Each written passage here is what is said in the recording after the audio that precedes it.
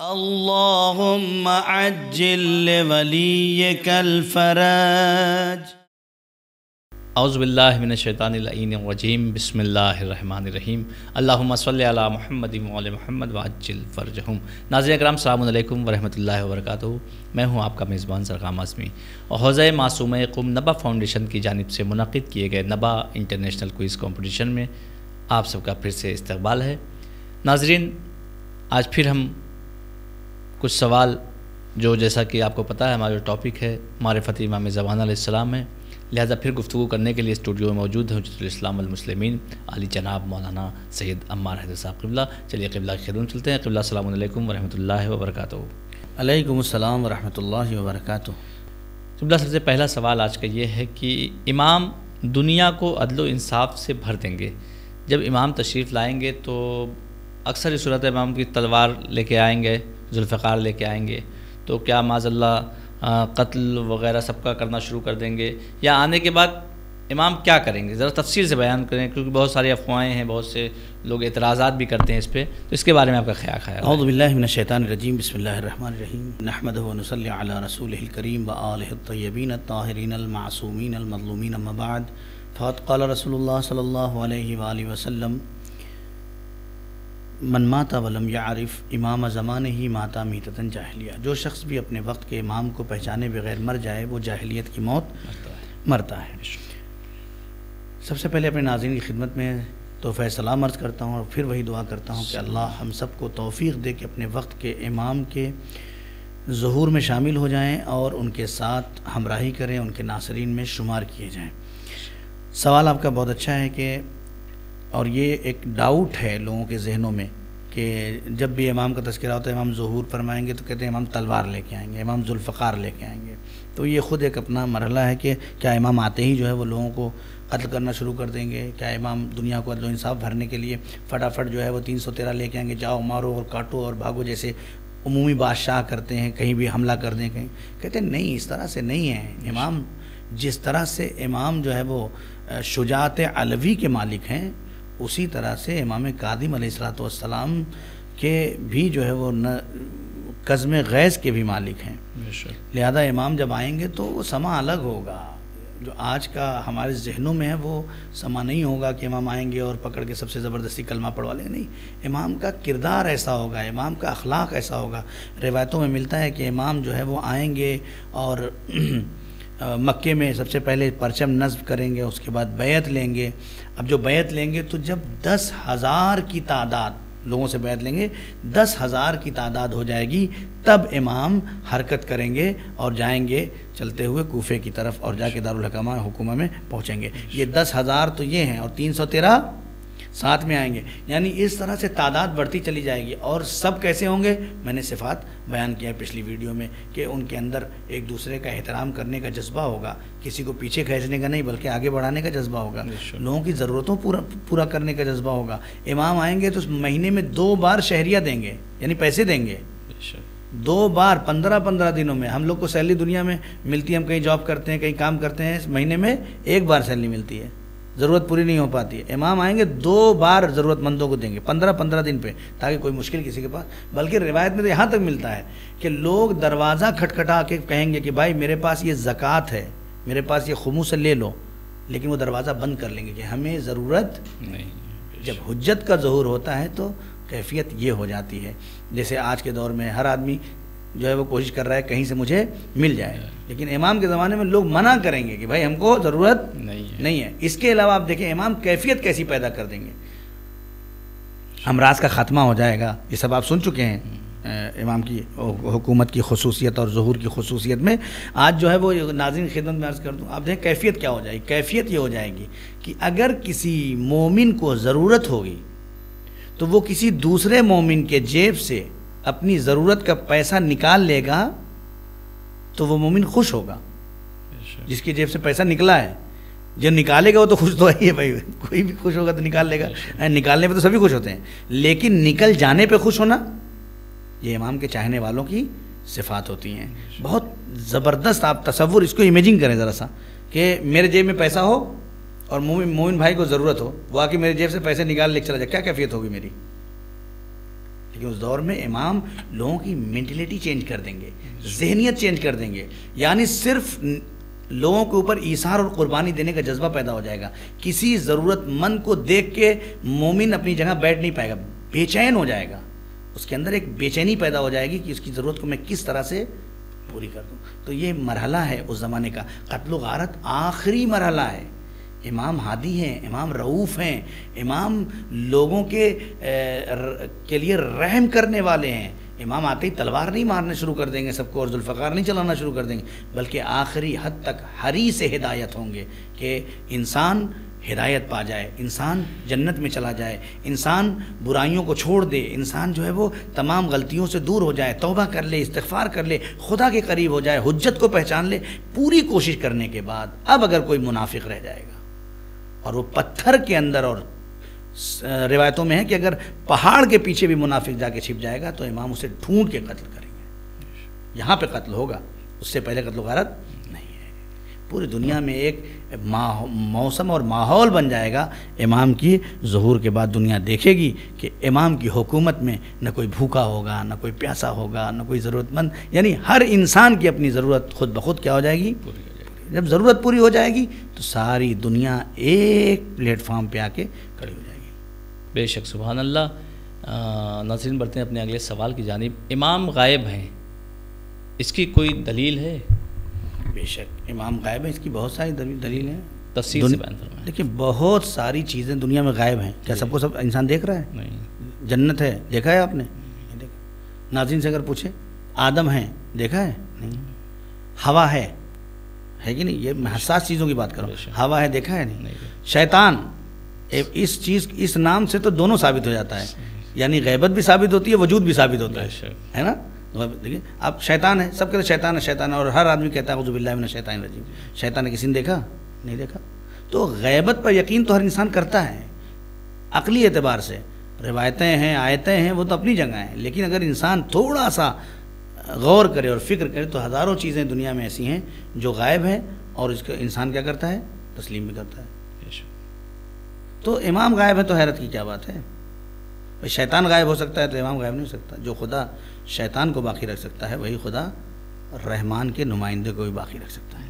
بے شک. ناظرین بڑھتے اپنے اگلے سوال کی جانب. قبلہ اگلا سوال یہ ہے کہ کیا صرف شیعوں کا عقیدہ ہے کہ امام آئیں گے یا اور بھی مسلک اس پہ اعتراف کرتے ہیں؟ جزاک اللہ. دیکھیے یہ بھی سوال بہت اہم ہے، اور منجی موعود ایک لفظ ہے، یعنی دنیا کو نجات دینے والا. ٹھیک ہے.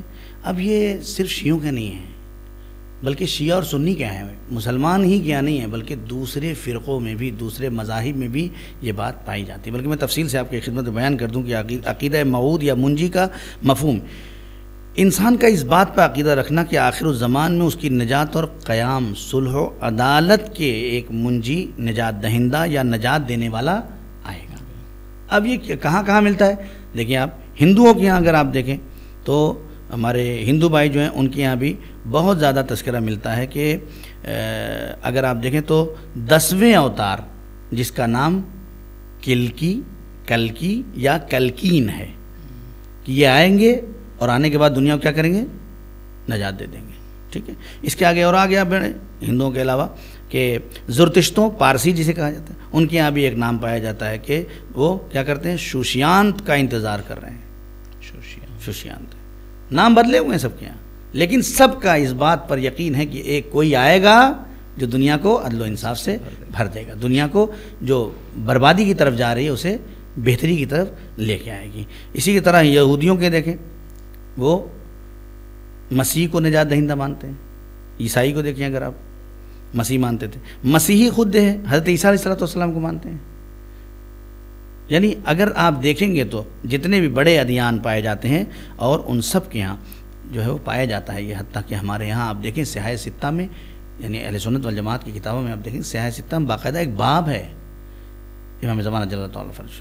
حتیٰ کہ دوسرے مذاہب میں بھی یہ بات باقاعدہ یعنی دلیل کے ساتھ پائی جاتی ہے کہ سب کا اس بات پر یقین ہے کہ کوئی ایک ایسا آئے گا جو دنیا کو آخر میں ظلم و جور سے بھری ہوگی اور اسے عدل و انصاف سے بھر دے گا. اللہ سے دعا ہے کہ اللہ ہم سب کو یہ توفیق دے کہ ہم ظلم و جور کو کم کریں اور عدل و انصاف کو زیادہ کرنے کی کوشش کریں تاکہ جب امام آئیں تو ہم ان کے ساتھ عدل و انصاف پھیلانے والے میں شمار کیے جائیں، ظلم و جور پھیلانے والے میں شمار نہ کیا جائے۔ جزاک اللہ، سبحان اللہ۔ قبلہ اگلا سوال یہ ہے کہ جو تعداد ہے امام زمان علیہ السلام کی جب تشریف لائیں گے تو 313 افراد ہوں گے، اکثر مشہور بھی ہے کہ بھی 313 ہوئے نہیں مومنین، مولانا امام ظہور فرما دیتے ہیں، لہٰذا اس میں کچھ روایتوں میں اور یہ بھی ملتا ہے کہ اس میں 50 خواتین ہوں گی۔ جی، اس کے بارے میں کیا ہے، ذرا تفصیل سے؟ جزاک اللہ، بہت عمدہ سوال ہے اور یہ بہت جاذب سوال ہے ہمارے ناظرین کے لیے کہ ناظرین امام زمانہ کے سپاہیوں کی تعداد 313 بیان کی جاتی ہے۔ پہلا سوال تو یہی ہے کہ آیا یہ تعداد جو 313 کی ہے وہ کیا ہے؟ جی، کیا یہی محدود ہے کہ بس 313 اور ابھی ہوئے نہیں ہوئے؟ ایک مرحلہ ہے کہ اب تک کیا 313 نہیں ہو سکے ہیں؟ جب اب تک نہیں ہو سکے تو اب یہ ہے کہ دنیا ظلم و جور سے بڑھتی چلی جائے گی، تو جب اور ظلم بڑھے گا تب کیسے بڑھ جائیں گے جب اب تک نہیں ہو سکے؟ تو یہ ایک مرحلہ ہے۔ لیکن 313 کی تعداد جو ہے یہ سپر کمانڈر ہوں گے۔ 313 یعنی جیسے پی ایم ہوتا ہے ملک کا، سردار ہوتا ہے لشکر کا، اس طرح کے لوگ 313 ہوں گے۔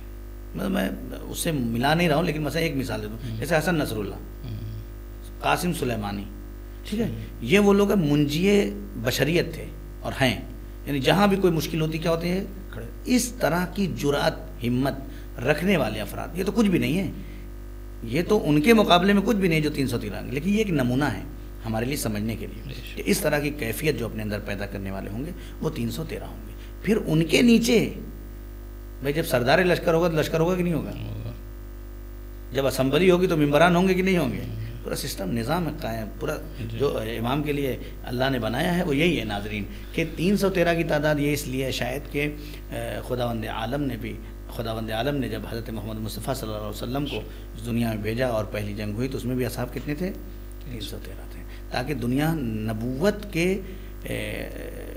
تاریخ کو امامت کے آئینے میں دیکھے کہ امام کے پاس بھی 313 کی تعداد موجود ہے۔ اور یہ 313 تعداد لازم نہیں کہ یہی پہ جا کے رک جاتی ہے، بہت لاتعداد، میں نے کہا کہ 10,000 لوگ صرف مکے میں امام کے ہاتھ پہ بیعت کریں گے، اور وہ ہمارے جیسے نہیں ہوں گے کہ صبح میں اٹھنے کے لیے بستر میں پڑے رہتے ہیں، سوچتے ہیں یا کسی کو دینے کے لیے جیب میں ڈھونڈتے ہیں کہ 1 روپے کا چینج کہاں پہ ہے، مثال کہہ رہا ہوں، یہ نہیں، ان کی ذہنیت کھلی ہوئی ذہنیت ہوگی، وہ 10,000 لوگ ہوں گے، انہیں لے کے امام پھر آگے قیام کریں گے۔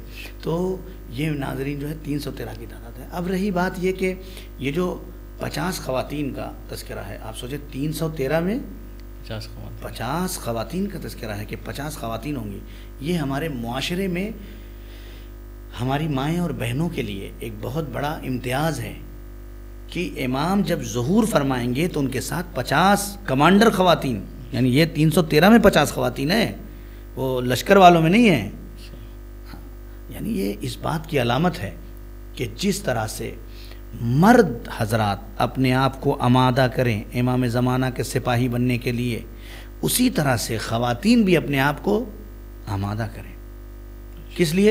امام زمانہ اجل اللہ تعالیٰ فرجہ الشریف کے سپاہی بننے کے لیے، اور خود سپاہی بننے کے لیے نہیں۔ کیوں 50 خواتین ہیں؟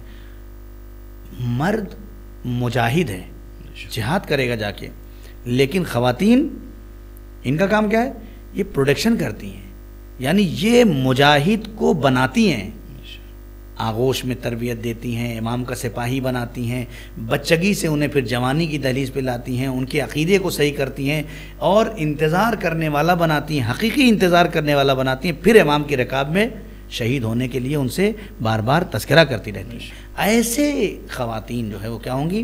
امام کے لشکر میں شامل ہوں گی۔ تو اصل ہدف اور مقصد جو ہے وہ یہ ہے کہنے کا کہ اب یہ جو آخری زمانہ ہے اس میں اس بات کو سننے کے بعد کہ 313 اور لشکر والے بھی ہوں گے، ان 313 میں 50 خواتین ہوں گی، یہ ہمیں ٹہوکا دیتا ہے، یہ ہمیں جھجھوڑتا ہے کہ ہم معاشرے میں کس طرح زندگی گزار رہے ہیں۔ ہم اپنے معاشرے میں دیکھیں، خاص طور سے خواتین دیکھیں کہ امام آپ کو پاک و پاکیزہ دیکھنا چاہتے ہیں، اتنا پاک و پاکیزہ دیکھنا چاہتے ہیں کہ معصوم کے کمانڈر میں آ جائیں آپ۔ یہ بہت بڑا کمال ہے، یعنی اپنے آپ کو اتنا محفوظ رکھیں۔ میں نے کسی ویڈیو میں کہا ہے کہ اگر امام کی قربت چاہیے تو سب سے پہلا عمل کیا ہے؟ سب سے پہلا عمل جو ہے وہ یہ ہے کیا ہے کہ انسان اپنے آپ کو حرام سے روک لے اور واجب کی طرف قدم بڑھا لے. تو پہلا مرحلہ جو امام کے ناصرین کا ہے، جو 50 خواتین ہیں یا 313 افراد ہیں، ان کا پہلا قدم یہ ہوگا کہ اپنے آپ کو ہم معاشرے میں چیک کریں کہ ہم اس معاشرے میں جو زندگی گزار رہے ہیں اور امام کا سپاہی ہونے کا دعویٰ کر رہے ہیں اور دعائیں کر رہے ہیں کہ اللہ ہمیں امام کے ناصرین میں ہر نماز میں، ہر دعا میں، ہر مجلس میں ہم دعا کیا کرتے ہیں؟ تو صرف دعا کرنے سے امام کے سپاہی بن جائیں گے یا کچھ کرنا پڑے گا؟ کرنا پڑے گا، بغیر کیے کوئی سپاہی نہیں بن سکتا ہے. ایک ملک کا سپاہی بننے کے لیے بارڈر پہ جانا پڑتا ہے، ایک ملک کا سپاہی بننے کے لیے چنے کھانے پڑتے ہیں، دوڑنا پڑتا ہے، 10-10 کلومیٹر انسان دوڑتا ہے، صبح اٹھنا پڑتا ہے. تو یہ تو مادی سپاہی بن رہے ہیں آپ، جائیں کہ آپ اس خدا کے ولی کے سپاہی بننے کے لیے دعا کر رہے ہیں اور حرکت نہیں آپ کے اندر، منجمد پڑے ہوئے نہیں. آپ کو کچھ کرنا پڑے گا. وہ کرنا کیا ہے؟ پہلا قدم یہی ہے کہ انسان واجبات کی طرف کوشش کرے کہ جان بوجھ کے ہمارا کوئی واجب نہ چھوٹے. یعنی اٹھ گئے ہیں تو نماز پڑھ لیں، کوئی سویا ہی رہ گیا تو بات الگ ہے. لیکن اگر آنکھ کھل گئی ہے تو اب نہ ٹہلائیں کہ نہیں ہم جو ہے چھوڑو جائیں دبا. نہیں، امام کے چاہنے والے کے اندر صفت نہیں ہوتی ہے. امام کی صفت یہ ہوتی ہے کہ اگر امام کے چاہنے والوں کی صفت یہ ہے ناصرین کے کہ وہ خود بخود دین کی طرف بڑھتے ہیں. پہلا مرحلہ یہ ہے کہ انسان واجبات کی طرف آگے بڑھے. دوسرا مرحلہ ہے کہ محرمات سے اپنے آپ کو بچائیں. شراب خوری ہے، گانا ہے، مس گیدرنگ ہے، بے پردگی ہے، یہ سب امام کے قریب ہونے کے لیے رکاوٹ ہیں. ہم اپنے آپ کو لمحہ بہ لمحہ چیک کریں کہ آیا ہم ایسا تو نہیں ہے کہ ہم امام کے قریب ہونے کے لیے جو دعائیں کر رہے ہیں اور جو ہمارا عمل ہے دونوں میں ٹکراؤ پیدا ہو رہا ہے. بھئی کوشش یہ ہے، دعا یہ ہے کہ ہم کیا کریں؟ امام کے ناصر میں ہو جائے. جہاں شادی ہوئی، مس گیدرنگ ہوئی، ہم چلے گئے، بے پردہ جا رہے ہیں، کوئی مسئلہ ہی نہیں ہے. گانا چل رہا ہے، چل کیا رہا ہے؟ چلا ہی رہے ہیں. امام کا ناصر تو ایسا ہو کہ امام آئے اور کہیں اپنا موبائل مجھے دے دو، تو یہ نہ کہے کہ مولا تھوڑا سا ڈیلیٹ کر دیں، ہے نا.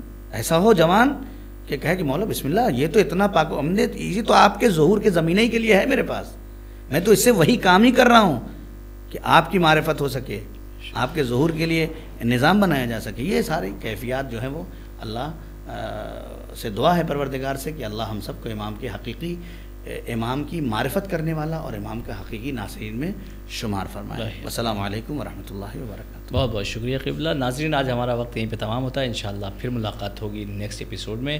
تب تک کے لیے ہمیں اجازت دیجیے. خدا حافظ. والسلام علیکم ورحمۃ اللہ وبرکاتہ.